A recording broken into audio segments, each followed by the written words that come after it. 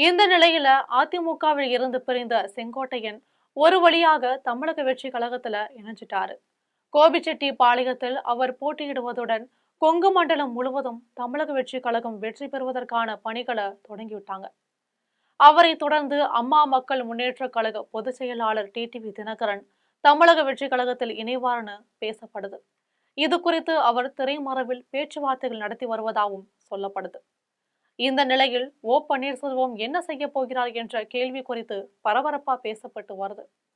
அதிமுகவுடன் மீண்டும் ஒருங்கிணைய வாய்ப்பில்லை என்ற சூழ்நிலையில ஏற்கனவே பாரதிய ஜனதா கட்சியில் இருந்து விலகுவதா அறிவிச்சிட்டாரு. இதை தொடர்ந்து தமிழக வெற்றி கழகத்துல இணைவதா பேசப்பட்டது. ஆனால் தற்போதைய சூழ்நிலையில பன்னீர்செல்வம் அந்த முடிவையும் கைவிட்டதா தெரியுது.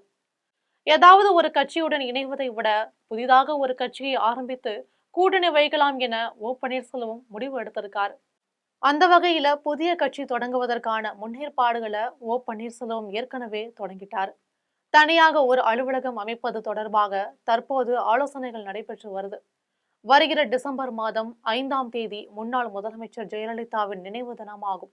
அன்றைய தினம் பத்திரிகையாளர் மத்தியில தனது புதிய கட்சி பற்றி அறிவிக்கலாம் என முடிவு செய்திருப்பதா சொல்லப்படுது. இதற்கிடையே இன்னும் 2 வாரத்தில் யாருடன் கூட்டணி என்ற தகவலையும் அடுத்த கட்டமா அவர் அறிவிக்கப் போவதாக சொல்லப்படுது. அந்த வகையில் அவர் திரைமறைவுல ஏற்கனவே திமுகவுடன் பேச்சுவார்த்தை நடத்திட்டு வரதா பேசப்படுது.